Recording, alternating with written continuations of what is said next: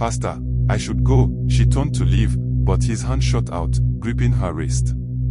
You are not leaving yet. Her breath caught in her throat.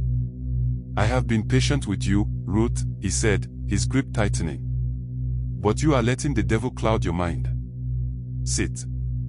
She yanked her hand away. Don't touch me. Pastor Joshua's expression darkened. For a moment, silence filled the room. Then his lips curled into a slow smile. I understand, he said softly. You are scared. It's okay, my daughter. But soon, you will see the truth. Ruth's skin crawled.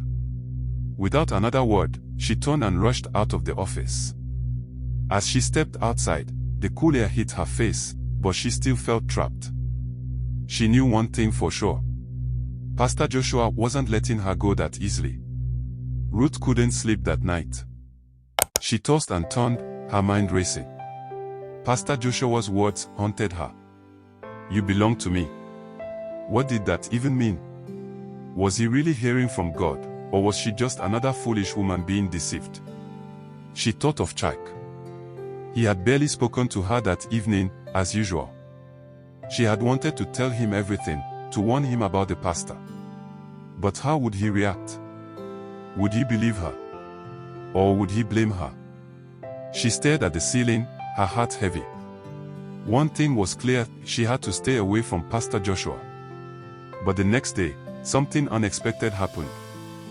That afternoon, Ruth sat outside, peeling yams, when a woman from the church stopped by. It was Sister Amoka, one of the choir leaders. She was in her late 30s, beautiful, always cheerful. But today, her eyes looked troubled. Sister Ruth, can we talk? Ruth wiped her hands on a cloth. Of course. What is it? Amoka glanced around, as if checking for eavesdroppers. Then she lowered her voice. I saw you leaving Pastor Joshua's office yesterday. Ruth's stomach tightened. And? Amoka hesitated, then whispered, be careful. Ruth frowned. What do you mean? Amoka licked her lips nervously. He has a way of twisting things. Of making women believe they are special to him. That they are chosen. A chill ran down Ruth's spine. Amoka, are you saying? I'm saying you're not the first. Ruth's breath caught. Not the first. Amoka's eyes glistened. You think I don't know what he's doing? That I wasn't once in your position? Ruth gasped. You too? Amoka looked away, ashamed. He used scriptures. He made me feel like it was God's will. And when I tried to leave, he threatened me. Ruth's hands trembled. Threatened you how? Amoka swallowed. He said he would tell my husband I seduced him. That people would believe him over me because he's a man of God. A lump formed in Ruth's throat. So what did you do? Amoka sighed. I kept quiet. I distanced myself, but I never spoke up. Who would believe me? Ruth clenched her fist. This was worse than she thought. If Amoka was telling the truth, then how many other women had fallen into Pastor Joshua's trap? And if they all remained silent, he would keep getting away with it. Ruth sat in silence, Amoka's words echoing in her mind. You're not the first. Who would believe me? Her fingers dug into her lap. If she had any doubts before, they were gone now. Pastor Joshua was not just a manipulator, he was a predator. And she had almost fallen for his lies. Amoka shifted uncomfortably. Ruth, I don't know what he told you, but please, be careful. The pastor is powerful. He knows how to turn things around. Ruth swallowed hard. What if we expose him? Amoka flinched. Expose him? How? Ruth hesitated. That was the problem. There was no proof. No evidence. If they spoke out without anything to back their claims, it would be their word against his. And who would the church believe? The man of God or two women? Amoka shook her head. Ruth, I understand your anger, but we need to be smart. If we speak out now without proof, he would destroy us. Ruth's mind spun. She knew Amoka was right. If they were going to take him down, they had to be careful. They had to gather evidence. She exhaled. Then we get proof. Amoka's eyes widened. Proof? How? Ruth set her jaw.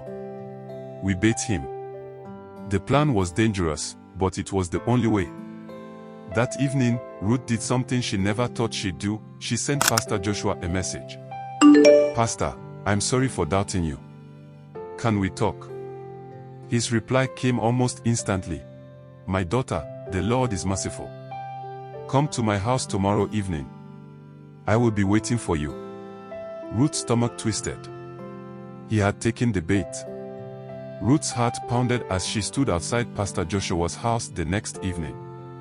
The small recorder hidden in her purse felt heavier than it should. This was it. If this plan worked, she would finally have proof. But if it failed, she pushed the thought away. She had to be strong. Taking a deep breath, she knocked. The door opened almost immediately. Pastor Joshua stood there, smiling. Oh, my daughter. I knew the Spirit would bring you back. His eyes scanned her, lingering a second too long. Ruth forced a shy smile. Yes, Pastor. I've been thinking, maybe I was wrong. His smile widened. Come inside. She stepped in, her pulse quickening. Inside, the house was dimly lit. A faint scent of anointing oil mixed with something else, something musky. Pastor Joshua closed the door behind her and locked it. Ruth's throat tightened. She forced herself to stay calm. He led her to the couch and sat close, too close. I knew you would understand. The Lord has great plans for you and me. She swallowed. Yes, Pastor. He reached for her hand. You are special, Ruth. Your husband does not appreciate you, but I do. You deserve love. Ruth's skin crawled. She wanted to pull away, but she needed him to keep talking. She lowered her gaze. Teach me, Pastor. Show me the way. His eyes darkened with desire. Yes, my daughter. But first, you must surrender fully. He leaned in. His hand slid up her arm. Ruth's heart pounded. This was it. This was the moment. Then, a loud knock shattered the moment. Ruth's breath caught. Pastor Joshua jumped to his feet, his face twisting in anger. Who is that? He snapped. Then a familiar voice rang out. Pastor Joshua, open this door. Ruth's blood ran cold. It was Chike. Ruth's heart slammed against her ribs. Chike. How did he know she was here? Pastor Joshua's eyes darted to her. Did you tell him you were coming? No, she gasped, genuinely shocked. Bang. Pastor, I know you're in there. Open this door before I break it down. Chike's voice was firm, angry. Pastor Joshua's face darkened. His usual calm, holy demeanor was gone. He looked like a cornered animal. Ruth stood quickly. Pastor, please, let me go. If he finds me here. He grabbed her wrist. You're not going anywhere. Thanks for watching. Don't forget to like, subscribe and hit the notification bell so we can bring you more amazing stories.